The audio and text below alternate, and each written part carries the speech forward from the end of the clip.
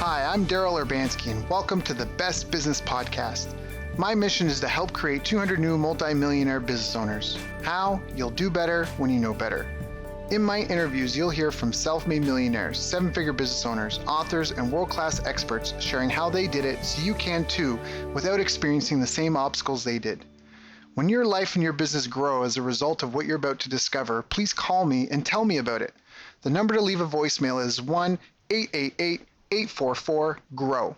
That's 1-888-844-4769. Long distance charges may apply.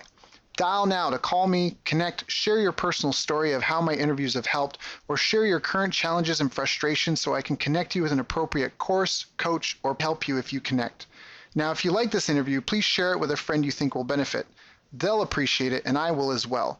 You can also connect with me on social media. Look for Daryl Urbanski, D-A-R-Y-L, Urban Ski, U-R-B-A-N-S-K-I, and add me so we can be friends.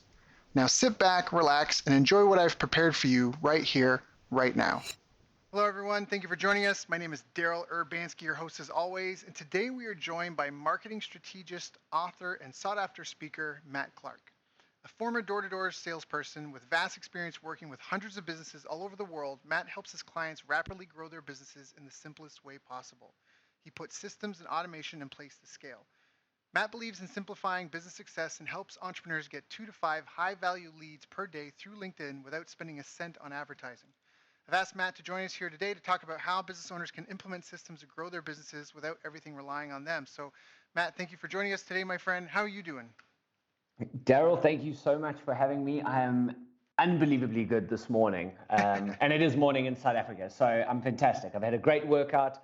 I've been on podcasts. I've been getting work done, so feeling super productive, fired up, and ready to help people grow. That sounds like a fantastic day. So, well, I've been really impressed by some of the stuff that I've seen you do, and I think LinkedIn has a ton of potential, and so many people are sitting on a gold mine, that whole acres of diamond scenario, right, where this guy sold his family farm once he inherited it, traveled the world in search of diamonds, and ends up back in his hometown years later, broke and kind of desolate, sitting out at this old diner where he used to eat. Reads in the paper the guy he sold his farm to discovered a diamond mine on the land. So it's a concept that we're all chasing this vision, and really we already have what we need. And I feel like so many people have profiles, whether it's LinkedIn or anything, and they just don't utilize enough. They don't really get to know their list. They don't follow up with their list.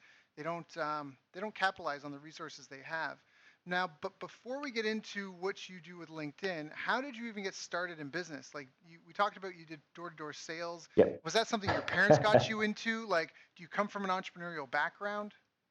Dude, are you kidding me? My parents both work. Well, at the time, my mom was the one that was working, supporting the family. My dad didn't have work for a couple of years in construction. And, I grew up in a household where we had a lot of love and a lot of energy, but no money, right? And we kind of had to do things for ourselves. So, I used to ride my bicycle to and from school. And, when I finished school, my dad was like, so you're going to be the first clerk in the family to go to college and get a degree and all the rest. I was like, no, that's not happening. Like, I hated every moment of school. I'm not going back for another 4 to 7 years. There's no ways, right? So I decided to do something different, and I went and got a job as a waiter at 17. I finished at 17, and I started working as a waiter. And I just said to myself, like, I want to go and travel. I want to go overseas. I've always enjoyed traveling and experiences. So I decided that every day that I make money, I'm going to save half and spend half. So I'd put the half that I'd save in my left pocket and the half that I'd spend in my right pocket. And within a couple of months, that made for a lot of parties and a lot of fun, okay, while still saving. And within a couple of months, I had enough money to buy myself a ticket overseas and to then support myself. So I flew over to the UK, and I got a job working as a door-to-door salesperson, selling gas and electric, and getting people to convert from their current provider to our provider. And that really blew my mind, because I loved selling. I found out when I was working as a waiter that I loved talking to people and communicating with people and getting them to buy stuff. So when I went over there, we went through some really interesting training. Like, I was in a castle for 2 weeks in Scotland where they drilled us every single day on training, and they built up our skills, and they taught us how to sell, and we had to dress a certain way, talk a certain way, act a certain way. And that really taught me about processes, right? And how having a solid process, a repeatable process, allows you to scale, right? I only realized that later on in life, obviously. Then it was just like, I want to sell and make money. And from there, I did a year in the UK, and then I came back to South Africa. And what happened was that I had now a completely different perspective on life and what is possible. And I actually started looking for some work. My dad at the time was like, dude, you can't just be sitting at home doing nothing. Even though I came back with lots of money, he's like, you need to go and get a job. Just get out the house and do something. Right. So I went and applied for a job, and I said to the guys, I was like, they asked me how much you want to earn. And I said, I want to make, equivalent of about $4,000 a month. And they said to me, well, you're 18. What qualifications have you got? I said, none. Okay. And they laughed at me. I said, listen, guys, you just need to put me in a place where I can sell, and I will do that all day long. So eventually, I went through different processes. I went for an interviews with a recruitment agency for a call center. I landed up not getting hired. I told them, no, I don't want the job. And then the recruiting lady then phoned me and hired me to help recruit people like me. And I said to her, listen, if you want me to recruit people like you, they're not going to work for you. Exactly like me. And then really, I went, and the guy that I was working for in the UK phoned me up one day, and he's like, Nat, I'm back in South Africa. I've started this company. We're selling telephone systems door to door, and it's the easiest way of money I've ever made. And he phoned me on the Tuesday. I saw him on the Wednesday. I quit on the Wednesday and started on the Thursday. Wow. Just done. And I kind of never looked back. I worked for him for a couple of years, and we did incredibly well selling PABX telephone systems on 5-year leases. And then, there were changes in the company. We ended up starting a company together, myself and two business partners. And, we built that company up in 4 years. We had 60 staff, and we're doing just about on $10 million in revenue. Wow. All door to door. Right. So that all was door like to door. all door to door. We started that when I was 24. So I kind of just got this passion. And then I realized that if I want to make it grow and sustain it, I need to better myself and better my skills. And then, it's like this continual journey of lifelong education and bettering yourself. I love that, though. And I love how the door-to-door experience. So what were some of the most important lessons you learned from being and training other people to be proficient at doing door-to-door sales? The biggest thing is that you've got to leave your personal stuff at the door. Okay. And you've got to deal with it every single day that you come in to sell, every day that you come in to perform, every day that you come into your business or your work or whatever that is. You have to leave your personal stuff at home. And the reason being is because it affects your mindset and your productivity in the day. But what I learned further to that was not only leave it at the door, but learn how to actually solve those problems. Because, it's like there's a couple of core areas that you need to have. You need to have balance in your life, right? Which means that all the core focuses and all the core areas that you have need to be stable and in alignment and growing and expanding at the same time. Right. And what I was finding was that the more that I focused on myself and the more that I learned about myself and the more I upskilled myself, and it's that continual self-development, the better I performed in all aspects of my life. It's an old Jim Rohn expression where it's work harder on yourself than you do your job. Absolutely. Right? Yeah, I love that. Oh. I love that. If you're successful in your personal life, you're successful at your job. If you're successful at your work, you bring that into your personal life as well. So, but you can't do one without the other, right? You've got to do all of it. Right. Well, it's the same idea. Like it matters most when the numbers are small. If you can't balance a checkbook that or an account that's only got $100 or $1,000 going through it every month, how are you supposed to manage one with $100,000 a month going through it? So it's the idea that it's not later. I'll learn that later. It's I will get proficient now at the fundamentals. Yeah. And the most amazing thing is the fundamentals of anything you want to do. There's two really amazing points of this. One, the fundamentals of anything are only, it's not 30 things. It's not 100 things you have to learn. It's typically 3 to 5, maximum 8 things, mostly 3 to 5 things you have to become proficient at. And the other thing that's fantastic about that is people have heard the 10,000 hour rule where, in 10,000 hours you can become world class at anything, but a lot of people don't know how many hours it takes to get past the beginner stage. And so, right? And Exactly. the beginner is that awkward, uncomfortable, clumsy, embarrassing stage before you become an intermediate and you've learned kind of Yep. the edges. And that's only 20 hours. Like you can learn the fundamentals of anything in 20 hours. And after that, it's just becoming good at it. So Hmm. I think it's one of the most powerful things. If you have a problem in your life, just if you can develop the skills you need and the habits, you can solve that. Like yeah, you're not a tree. You can Yeah. move. So One of my favorite teachers is he's actually not alive today. Is Bruce Lee. And one of the things that really stood out for me with him was that, he said everything you do, if not in a relaxed state, will be done at a lesser level than you are proficient. Thus, mm, the tenth expert marksman will aim at levels less than his or her student. I'm not a master, I'm a student master, meaning that I have the knowledge of the master and the expertise of a master, but I'm still learning. right. I was just in Japan last September, October, and I lived I there for saw 3 years. that. Yeah. Oh, yeah. Did you? I lived there for I 10 went and years. stalked your profile a bit.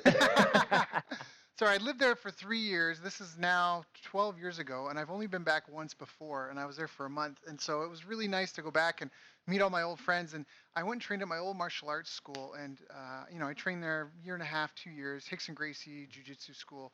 And the guy who was teaching when I was back visiting for my 10 days, one of them, he'd been training for 22 years. He already had his black belt and he was teaching like a basic fundamental when I was there that you learn in your first week, but he still taught it with enthusiasm and he taught it with Yes. nuance, detail to the fundamentals. But that's what I love was the focus was on the fundamentals. And then later on in my trip, I went to go see Kobayashi-san, who's this older guy. Now I know he's 76. He just knew he was an older guy, and he's had this little ramen shop, like a soup store. Nothing fancy. It's a little Mm. stall with some seats. It's not too fancy, and he's been That's there the picture forever. I saw. Right. Yeah. Yeah. Yeah. Yeah. You see the one of him You're giving you hugging the him. big Yeah. hug? Yeah. That's such a Yeah. great photo. So I talked to Kobayashi, and I went to go visit him, and I was like, Kobayashi, he was happy to see me, and Kobayashi, like, how long you been doing this? Because I was so impressed. I mean, in the time that I was there, I watched and I saw the place was packed. Every seat was taken. After I came, other people came. He had to turn away. And then when I was eating my soup and watching the customers, after he served their soup, they would clean up their table. They would take their dishes to the sink. They would go and pay their own bill and make their own change and leave. This other couple had just got married. They came by. They brought all their flowers from their wedding and helped decorate his restaurant for him. There was some famous TV producer there that was just there to kind of hang out and talk to Kobayashi. And I was so impressed. Like this business ran like such a well-oiled machine. Like the customers Mm. did the maintenance for him themselves. Like he just had to show up, do the cooking. He was like, and that was it. Like he just cooked the soup. When he ran out, sorry, I have no more soup, and that was it. And his customers did everything else for him. So I was like, Kobayashi, how long have you been doing this? And he said, well, I'm 76 now. I've been doing this for 60 years, and my father ran it for 30 years before I got started. And that was when it Excellent. came to like that like mastery, right? Like the depth that you can go into simple tasks. Um, it's one of my favorite quotes about mastery. Do it until it becomes dull, and then do it until it's Hmm. beautiful. So Hmm. now for And I, you, oh, and I think, on that point, and because I get this a lot with the people that we deal with, and we really focus on the fundamentals, is that people overcomplicate stuff.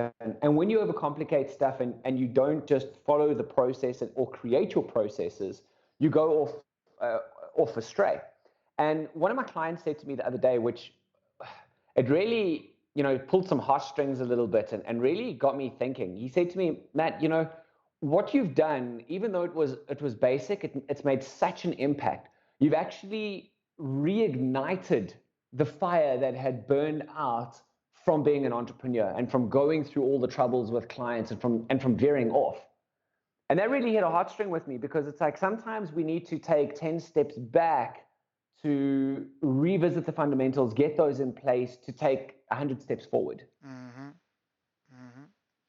Yeah, slow is smooth, smooth is fast. So Yeah, there you go. if you slow it down, so what are some of the fundamentals? What are kind of the three biggest challenges that you help your clients overcome? The three biggest challenges, and I'm going to say, I'm going to talk in general here, The biggest challenge, number one, is choosing one ideal client, getting really focused, getting laser focused and saying, let's do the basics right, start with one and then build to the next. It's the biggest block I see people have because they're like, I can't just focus on one. What about everybody else? Right.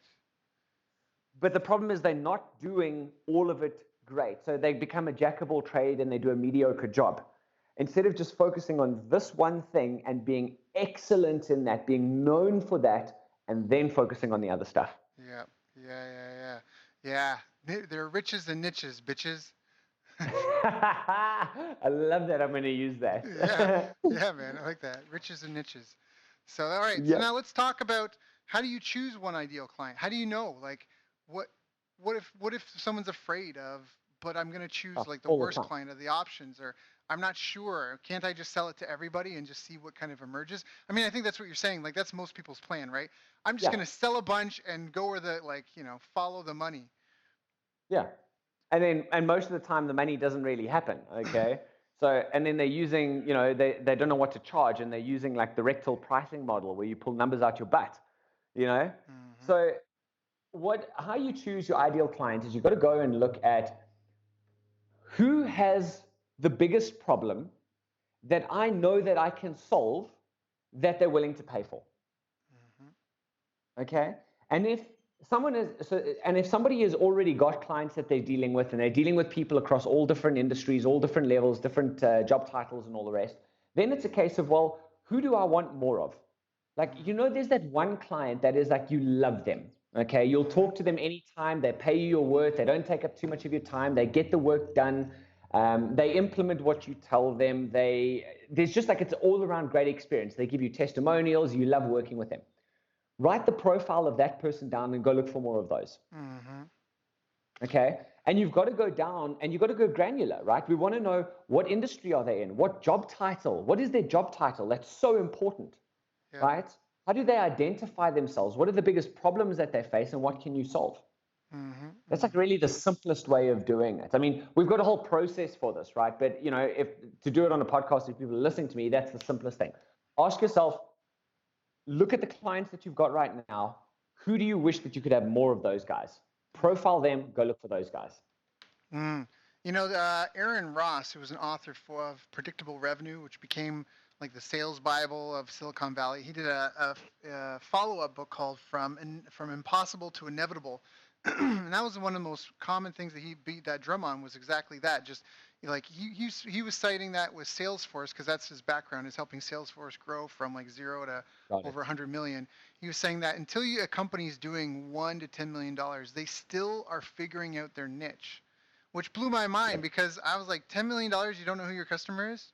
Like, really? Mm-hmm. But that's speaking to what you're saying, is like, people don't spend enough time really getting to know the people and what problem they're solving, and just making their offer custom for that. So it's just such a no-brainer thing, right? And finding, like, that's why people want to keep it broad. They want to keep it broad because they want to scale, but they don't necessarily realize how big the planet is, and how small the planet is, and how many people are here, right?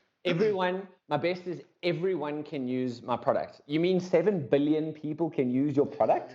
That's unreal. Because, and here's the thing, right? So the next step in the process is to help them get what we call their pickup line, okay? Which is the message, right? So how to go from having a cheesy pickup line to something that's completely irresistible to your ideal client. Mm-hmm. Now, to give you a real life example of that, my company is called The Virtual Edge. So I could have said, I'm the CEO of The Virtual Edge, right? Right.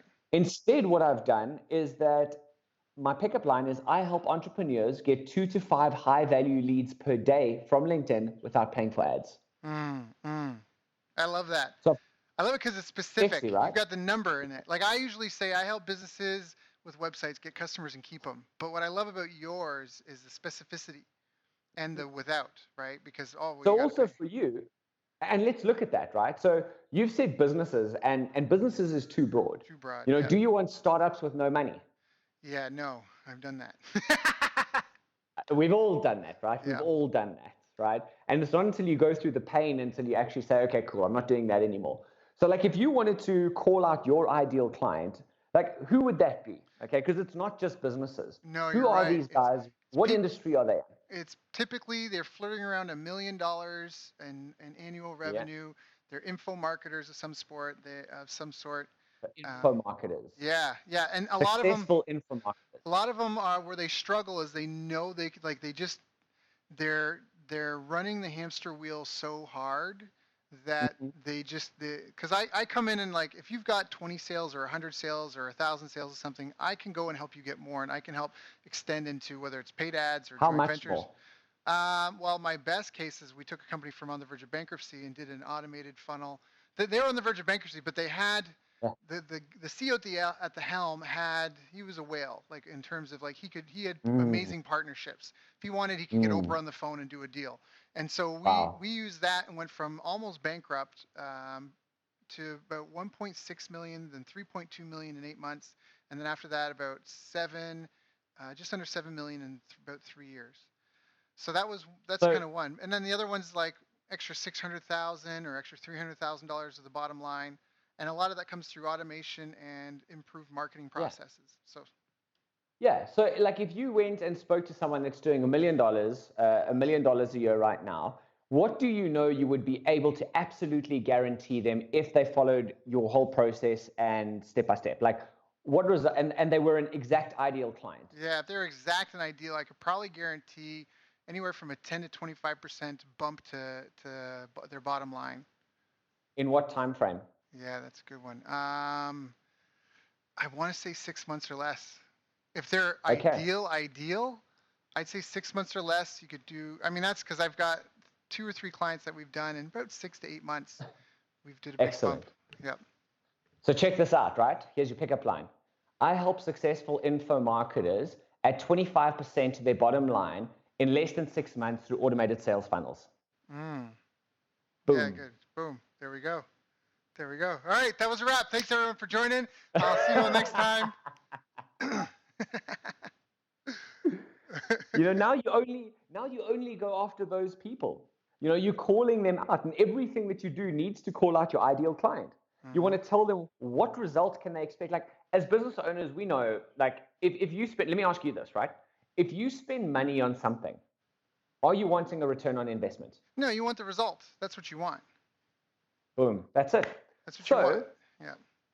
why not promise that up front? Why not tell people what result they're going to get up front or in what time frame? So you've got a realistic expectation with an outcome, and you're talking to your ideal client. Yep. Like you want to close more business, you want to get more leads. You've got to do that every single time. But I've got a client that's sitting now, and she's in IT networking, so she supplies networking cables and networking components. And her pickup line is, I help IT procurement with the one-stop shop solution, provide products at 20% less with a full 30-year warranty. She spends half an hour a day on LinkedIn. She gets 10 appointments per week and closes 60% of them. Wow. So now let's talk about all right, fundamentals. You said the first one was choosing an ideal client. Two was, or choosing an ideal client and being excellent at one thing. Two Yes. was having a good pickup line, clarity on your message and who you're for and who you're about and what they're going to get from you, the result, the problem you're going to Mm-hmm. solve. What's the Yes. third? The third one is doing what we call the LinkedIn makeover. So how to go from having an egocentric profile that focuses everything on you to a client-centric sales page that focuses everything on your ideal client. You see, most people, their LinkedIn profile is written as a CV. Mm-hmm. Okay. And the question I always ask is, are you applying for a job? Okay. And if Right. you are, don't position yourself as a business owner. But here's the thing. What I teach here is not just specific to LinkedIn. Of course. This needs to happen on every platform. We've chosen LinkedIn because not many people are talking about it. Yep. Okay. Everyone's on the Facebook and Instagram train, but not many people are talking about how do you do this well on LinkedIn. Right. But the principles and the fundamentals are the same. Exact same. You go to people. I was reading something the other day. I had such a laugh. He said, I can't remember who it was by, but I was reading an article, and he said, "Are you weeing all over your customers?" Are And you? he's like, "Just Oh, stay with me." yeah, Yeah, we. Yeah, I yeah, like this. I like this. All right, keep going. Keep going. Keep going. So he's like, "Are you weeing all over your customers? Like, just stay with me on this one, right? Are you using the word I, we, my, our too much in your website?" So go into your website, hit Control F, and type in the word we, our, my, me, I, and all the rest. And if it shows up a lot, you're weeing all over your customers. Okay. I found that hilarious, right? Yeah, that's So, good. but this is what people do. They talk about their skills. I mean, I can go onto LinkedIn right now, and in the first 2 seconds of looking at profiles, I'll find somebody that is talking about themselves from the beginning. Yeah, My skills, our company, our services, blah, blah, blah. No one cares about that. yeah, The only thing they care about is what can you help me solve right now? What's in it for me? yeah, yeah. Okay? WIIFM, the one radio station Awesome. people listen to all day, every day. 100%, man, 100%. So when we show people how to set up a LinkedIn profile, we make everything about the clients and their problems, okay? And pepper in a lot of credibility, a lot of testimonials, case studies. And there's 10 things that you need to do on your LinkedIn profile to turn it into a client-centric sales page. And only one out of the 10 focuses on you. One section. The other nine are all about the client. I love that. So hold on. So 1 out of 10 is about you, Yep. right? And the other 9 is about what? What they're gonna get. It's about the experience. It's Identifying about problems, and not even the experience, because they're still trying to sell, right? Remember, the purpose of marketing is not to try and close deals, but to open conversations, mm-hmm, right? mm-hmm, mm-hmm. So we want to be identifying with the people. We want to show them. So the pickup line shows them what tangible result they can get in a specific timeline, and it calls out the ideal client. The summary then walks them through the journey saying, hey, I understand that you know that these are your problems, okay? Because part of what we do when identifying the ideal client is not just saying, okay, I want to work with Joe Soap, he's the CEO of an electrochemical, petrochemical industry, right? Mm-hmm.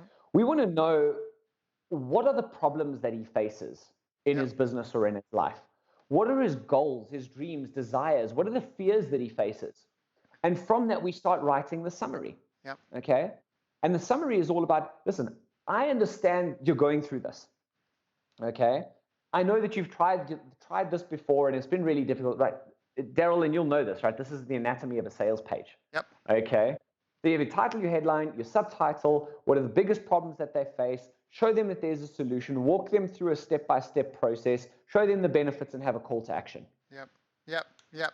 That's what they used to say. So for a little history for people who may or may not know, the whole industry of advertising grew from face-to-face sales. So as an example, here, let's say right before, because this is even before the post office existed, that whole network of delivering packages. Before that existed, for cell phones and technology, we still had markets and we still had commerce and trade. And typically, if you were a business owner, you would be going door to door, knocking on people's doors, trying to sell your stuff, or you would have a shop in a market or a busy area, right? But if you wanted to grow and scale, instead of just waiting around for people to come to you, you had to be proactive and get on, right, and get on your horse and buggy, Yep. or right, put on your shoes and pound the pavement, and you would have to go knocking door to door. And what happened is people doing this over and over again realized, hey, every time I knock on a door, I'm saying similar things. I'm going through kind of the same spiel.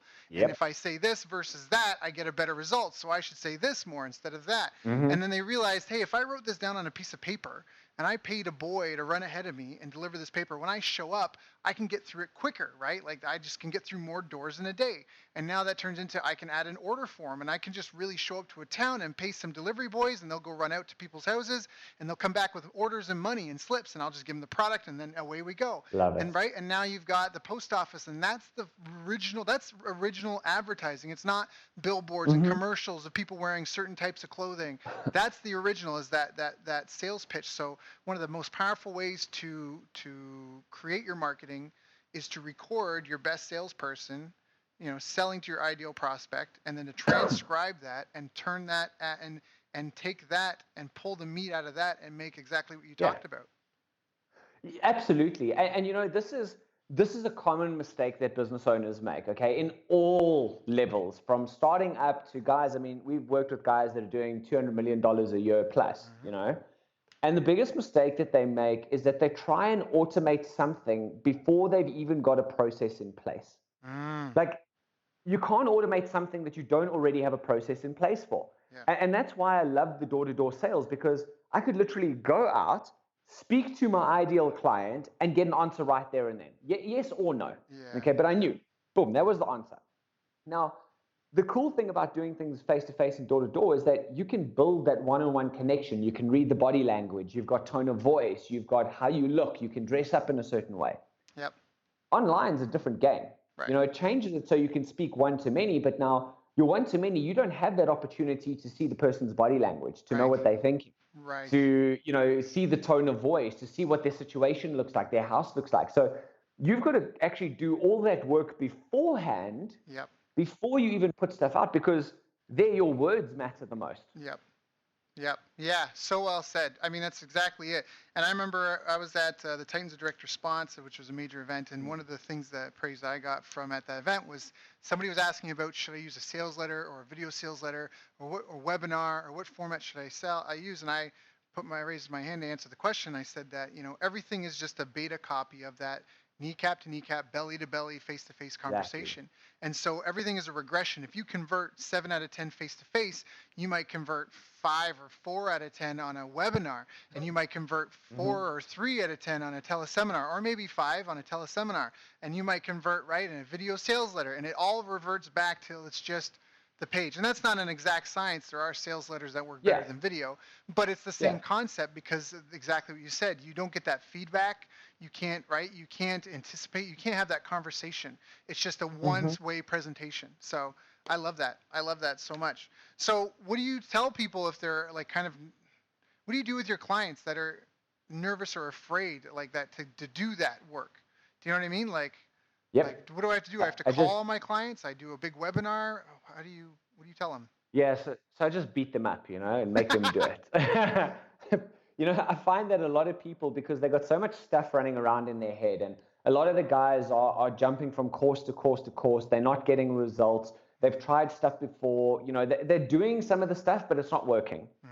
So the first thing that I show them is, listen, if you are doing all of the stuff and it's not working, there's a reason for it, right? Try just first of all, cut all the noise out of everything else that you're doing. Focus on this for 2 to 3 months. Just do this. Okay. In fact, do it for a week, right? And choose one. And I really get them to go deeper into this. And I physically just actually force people to choose one. So we've got a process where we help them through a process of elimination of who they should choose, who they should look at. But really, at the end of the day, I just force people, like, just damn well choose one and do it for a week. Okay. And we had a client the other day, you know, he came in and he said, well, you know, I'm a marketing agency. Okay, well, so what? You know, there's over 250,000 marketing agencies in the US alone. Right? And each one of them do different things.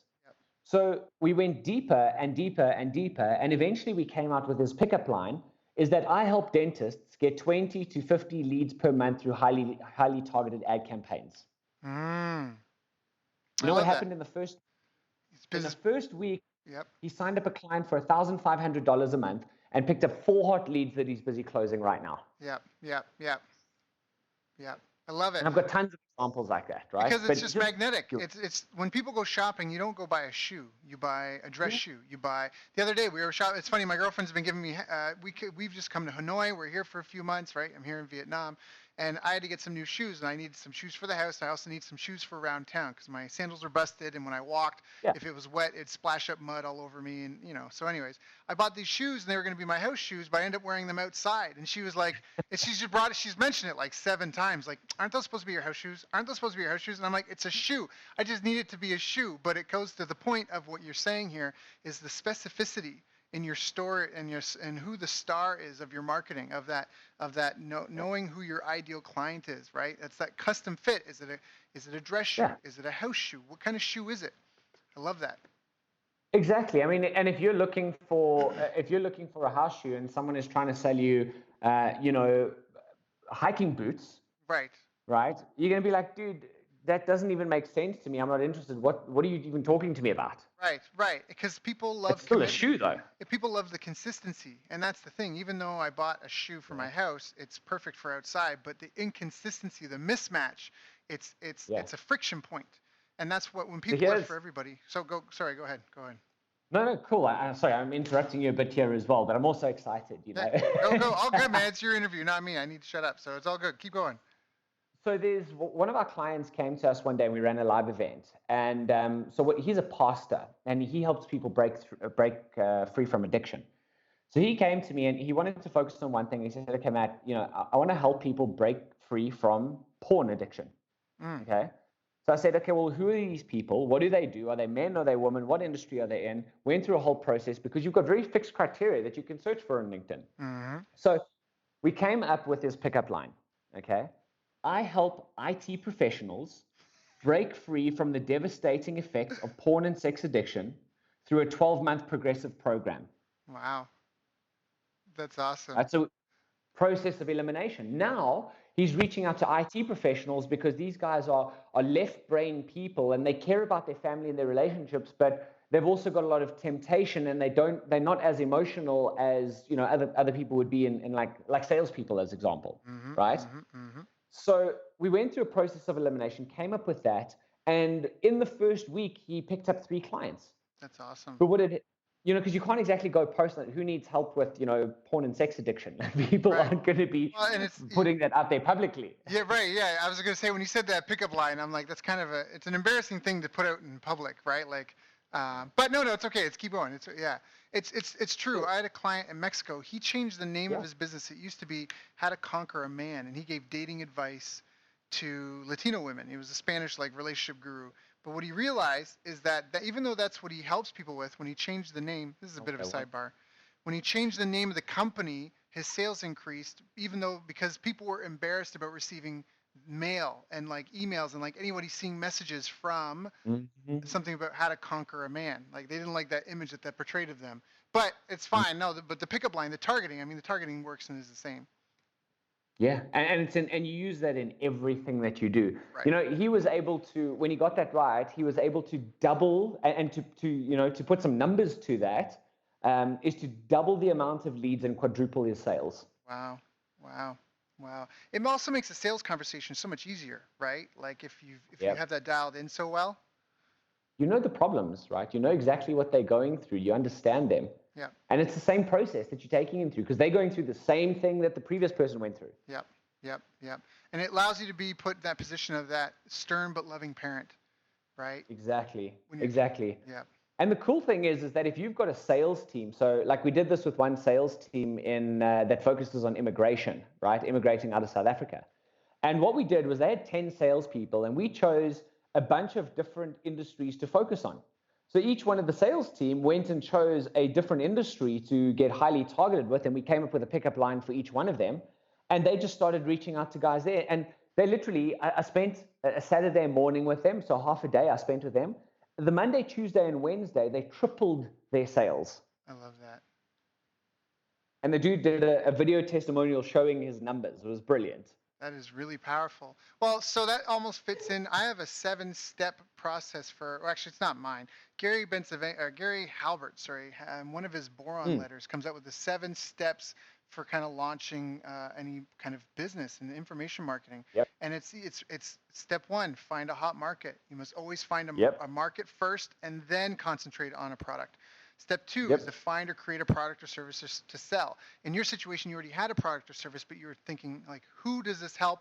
Let's come up with a list and let's test and see which, right? Like who's the best match? Mhm. So then 3, write a promotion describing it and the benefits. So maybe it's an ad and a landing page, a sales letter, a follow-up emails, and then you just run a test like that. It's the same thing with Yep. pricing. People never test their prices. And I've gone into companies and we've doubled sales by cutting their price in half.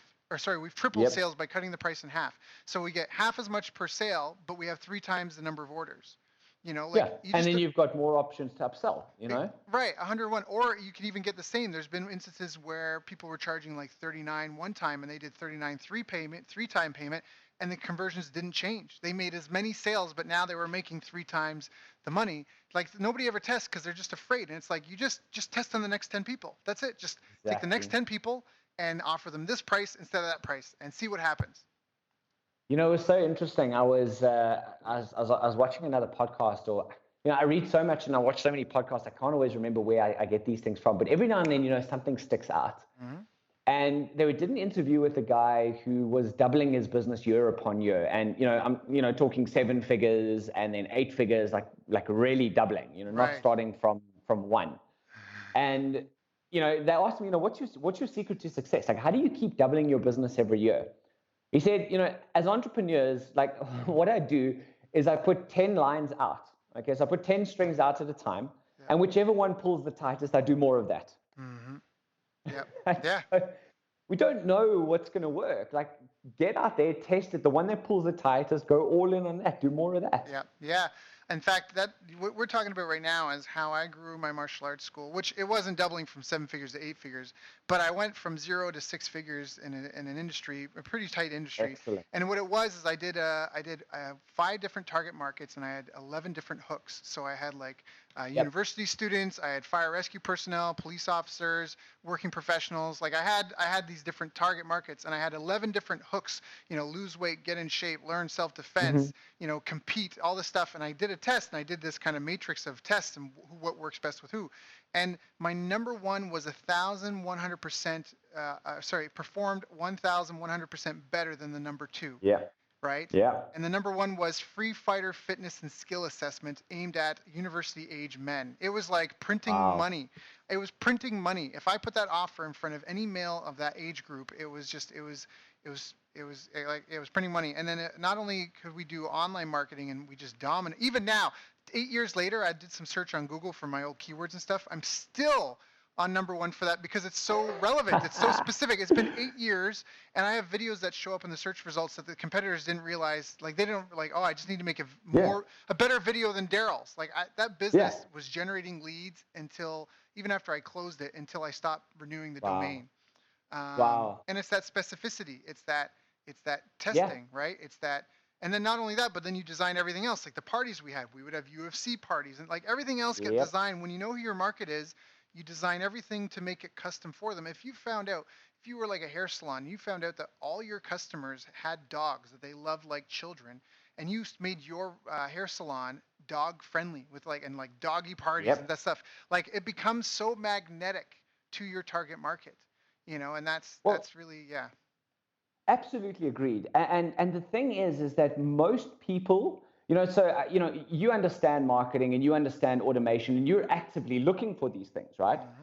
But for most of the people that we deal with, they just need to start with one. Yeah. Okay. Yeah. Start with one and just test that out. Okay. Yeah. Run that for a week, 2 weeks, a month, 3 months, whatever that is. Once you've got that one, do the next one. Yeah. Then test that out. Then once you've got that, do the next one. For a lot of people, and Daryl, I completely agree with you, because whenever we run something, we run a bunch of split tests, a bunch of different niches, a bunch of different audiences.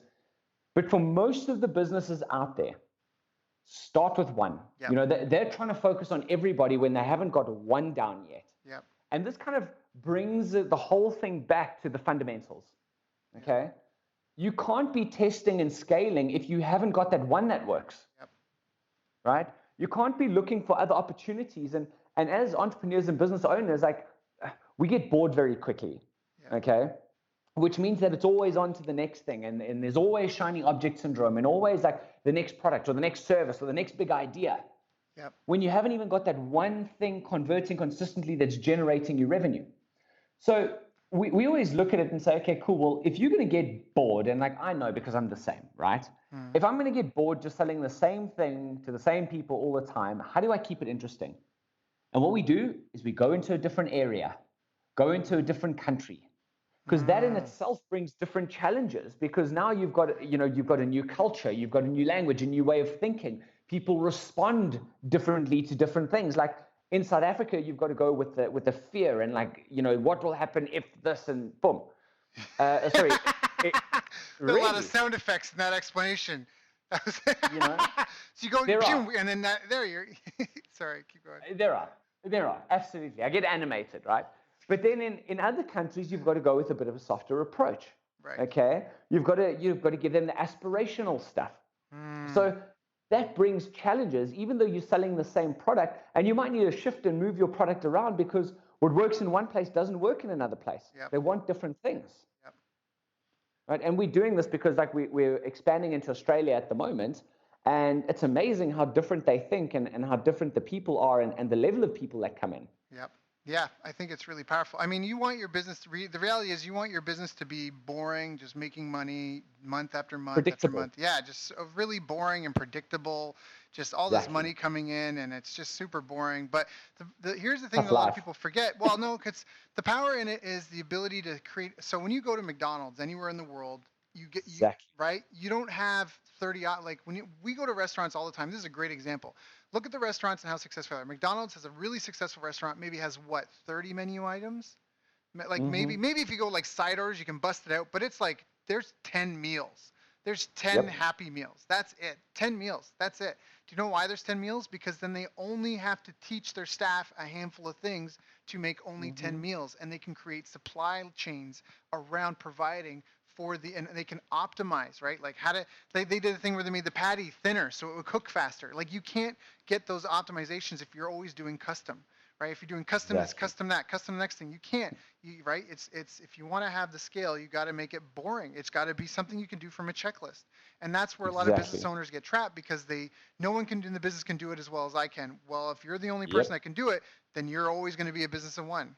You know, In trouble. that's right. Absolutely in trouble. That's right. And the reality is as a business owner, if you solve a real problem, you almost owe it to the world to become the best version of yourself. Because if you like take a dentist, you mentioned a dentist earlier, right? Nobody goes to a dentist excited typically, right? They're never like, I'm having such a great life. I'm going to go make a dentist appointment. No, they can't sleep. They're in pain, right? They're like crying. They're Yep. frustrated. And then they go to the dentist and then they leave happy and smiling on the other side. So if you imagine a dentist office as this wonderful little black box, people walk in crying on one side and in pain, and then they just magically leave happy and smiling on the other. That's what your business needs to be. And you need to figure out how to make it operate like that so you can look and work on your business, not in your business. And then your Mm-hmm. mission is to help all the people in pain. Preach, Yeah, preach, yeah, preach. I'm on that soapbox, man. This is my show. What are you talking about? No, I know. I know. I love it. I love it. But so it's so true. And this is the kind of thing that we deal with every single day is that, I want to be everything to everyone. I say choose one, mhm. and especially entrepreneurs with multiple businesses. They're like, but if I just focus on this, then nothing's going to happen with the other ones. And I always ask the question, right? One business is hard enough to do by itself. Mhm. Why the hell have you got three? And almost every time, almost every entrepreneur that I speak to that's got more than one business, none of them are doing great. Yeah, that's something I learned in the martial arts school too. I had a lot of friends that told me to not open up other locations because what you end up doing is making the same amount of money, but now you have two bills, two rents to pay, two phone bills to pay, two everything to pay. Because it's tough, right? Where your focus goes, growth Mm-hmm. follows, and Yep. it's tough to do it that way. So now, what are some of the other habits that you feel help you and your best clients? Like what are some of the things that they have in common? Consistency, and they do the work and they do it consistently. It's not about waiting. So the people who are the most successful don't wait for permission to get stuff done. Okay. I did a training with one of our VIP clients the other day in terms of the automation and the other, so another thing that we do, like for us, LinkedIn is the lead in. It is what everyone knows. It's easy to understand and come in. Once they come in, we work with people on a higher level and people who are typically doing $1 million plus, where we show them how to automate their systems. So we focus on 3 core systems, right? Which is sales and marketing, operations, and finance. So we went and did a training with one of our clients the other day. I spent a full day there with him. And I phoned him yesterday and just, how things going, all the rest. And we put together their sales processes. We got their message right. And these guys are doing really, really well. So he gave me a progress update, and I didn't tell him to go and do this. But he had gone and run training with all of his staff. He'd introduced them to the model because now his entire business model that he'd been doing up until then, everything was in his head. Now we'd put it in a visual representation that he could use to sell internally to his people, but also so that he could standardize his sales processes and sell more to his clients. So he went and trained all of his people. He went and phoned all of his clients and tested out his new message. He then started communicating with them about the biggest problems that they'd done. He went and changed the message on his website, changed his advertisements that he had running out. And then he started rebranding and then putting everything into organogram, or a Visio diagram, as he calls it. Now, I didn't tell him to do any of that, right? We got in there and we did the work, and he did the rest of it. So the key, like whenever somebody is successful, I look at what they do, and they don't wait for permission. They're hungry, they want to get going, they learn the skills, and then they go after it. And that's exciting. That's super exciting. And they always get results, always. I love that. I love that. I love that. So now let me ask you, what do you see the future? Like, where is this going? Like the future of online marketing, the future of generating leads online. I mean, is it unrealistic to say you'll be able to do, what is it, two to four high value leads per day? I mean, is that going to get better? Is that going to be easier? Is it going to get harder? Well, for most of us and for most of the people that I deal with, is that LinkedIn is not a leveraged way to grow your business. Okay. It takes time, it takes effort, it takes your concentration. So the people that we typically deal with that are using LinkedIn as a strategy to grow their business, they don't need 100 clients a month to grow their business. They're looking for, two to 10 clients a month. Some of them 2 to 10 clients a year, but those 2 to 10 clients are game changers for their business, right? And those are really, we've got people who are spending, 30 minutes a day, generating 10 appointments per week and closing 60% of them. I love that. And that's only in 30 minutes per day.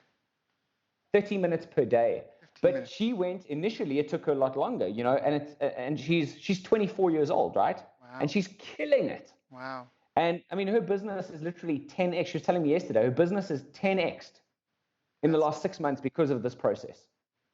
So let's talk about the process a little bit, because I know we're about to run out of time. So you choose your ideal client, be excellent at one thing. You develop your pickup line. You give your LinkedIn profile a makeover, right? You stop weeing all over your customers, which I love that so much. You format it like a sales page. And then what? You just message people, say, "Hey, I'm amazing. Hey, this is great. Hey, No. hey." No. So now you want to really start building real relationships with them. So if we take a look at my process on the LinkedIn Rainmaker system, and I've actually got a video walking people through the exact process on my website. Okay. What's the web URL? www.thevirtualedge.com. Perfect. So there's a 7-minute video, and I've got a visual diagram. So there's the 3 stages on how to go from being a LinkedIn wanderer to becoming a LinkedIn Rainmaker, which is build, educate, and promote. So in the build stage, we're focusing on the ideal client, the pickup line, and the LinkedIn mini makeover. The purpose of this stage is to take you from being invisible to your ideal client to being completely irresistible to your ideal client. Then we start on the educate stage, where the first thing we do is we build credibility. So taking you from being a nobody to being an authority. So we've got a process for that. Okay. Then we start creating conversations. Okay. So we're at like step 5. Only at step 5 do we start creating conversations, right? And we want to take people from being distant to actually building a relationship. So remember, I haven't said closing deals and getting appointments. I've said building a relationship, right? And then you focus on creating content, and not just like putting out content. Like so often I see that you've got to create content that your ideal client cares about, like the one thing that they care about and the problem that they want to solve. And too often, like I ask people, like so whenever we do like live seminars and I do talks and that, I ask people, how many of you are writing blogs, doing videos, writing articles, doing posts, all the rest? And you get about 50% of the people put up their hands. And then I ask the question, how many of you are getting a measurable return on investment for your post and you can track everything that goes on? All the hands go down. Yeah, nobody knows. No one knows, right? Because they've never thought of it like that before. Like I want to know, if I'm investing my time to write an article or a blog post, I want to know how much money I'm going to make from it. At least in the first week. I want to know how many clients, how many meetings, how much money am I going to make from this? And the only way to do that is by focusing on the thing that your ideal client cares about the most. So in the educate stage, we want to take you from being influenced by other people to becoming influential to your ideal client. Okay. And then in the promote stage, so now we only have promote. The first thing that you do is now you can start making offers.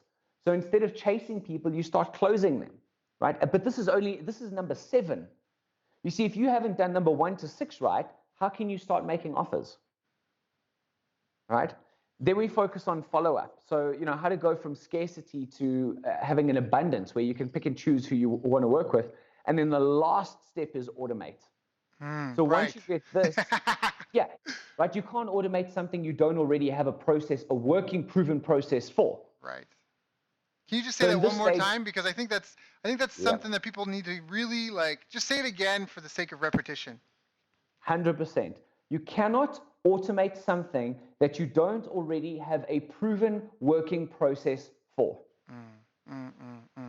Perfect. Right? You want your business to go from being experimental to predictable, Yep. right? It's like that saying, 50% of my marketing is working. I'm just not sure Sure, which which 50%. 50%. That's right. That's right. And that's really the big differentiator between direct response marketing and, brand marketing. And I feel like brand marketing, I mean, there's a place for it 100%. I have friends who are brand marketing experts, but for the most part, brand marketing is not tied to ROI. I feel like it's a name people hide behind because it's not, I knocked on 10 doors and I Yeah. got no sales today. What went wrong? Yeah. They don't have to have those heart-to-heart conversations. It should be measurable. It really should be measurable. I got this many leads, I had this many meaningful conversations, had this many sales. And if you can't go out and do that face to face, you're not going to be able to do it online. Yep. So well said. So well said. This is such a value-packed call. People might want to listen to it again and again. I always recommend that people have a pen and paper. I've got pages of notes. Matt, we'll have to have you back to talk about this more. I do want to be respectful of your time. Is there anything, before we get into the wrap up, is there anything that I didn't ask you about this topic that I should have asked you? Listen, there's lots that I can still share, but I think the biggest thing is that people just need to go and implement what we've spoken about today. If you can just get if you get two things right, okay, if you take two things away from this, one is get really clear on your ideal client, and two is create a pickup line that is irresistible with a metric and a timeline. Like, if people just do that, I mean, I did a presentation the other day to other Infusionsoft certified partners in Australia, and one of the ladies was sitting in there, and she literally just changed that on her profile while we were sitting there, and she picked up a client, a paid customer while we were sitting there. Yeah. Well, that's Domino's Pizza. Fresh, hot pizza in 30 minutes or it's free. Boom. Boom. Boom. $1 billion company. Boom.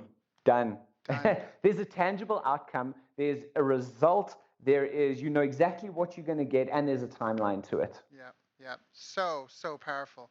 So powerful. So again, I guess the site was thevirtualedge.com. If anyone here resonates with this, they want to go into the nuts and bolts of how to go through this process, check out Matt's stuff, go check out thevirtualedge.com. Matt, thank you so much for coming and joining us today. It's been an honor and a pleasure. Definitely going to have you back. Excellent. It's an honor and a pleasure. Thanks, man. I appreciate you bringing me on and sharing this with people. And what I've done. So I always believe that if you want to get clients, you've got to give, right? There's that relationship. It's never someone gives more and someone takes more. To have a good relationship, each party needs to give and take. Right. So the give that I want to give for people is that I've put in a bunch of stuff that you can go download. It's free. It's hugely valuable. Like, I put $1,035 worth of free training on my website. Wow. So you can get the LinkedIn mini makeover, which will get you on this path to doing all of the stuff that we spoke about today. You get free access to our Rainmaker community, where you can, learn with people who are going through the same process and connect and network. I'll even give you a training on there, which is my 60-minute live training. Now, if people wanted to go and buy, as an example, if they wanted to go and buy my course on the website, it's $2,997, right? But I believe that if people are going to invest time and they're going to do the work, they should be rewarded for that. So what I've done is, even on the 60-minute training, is that I've given a very special offer at the end. That if people invest the time and they get to that stage, they'll find something that is super sexy and that they'll like.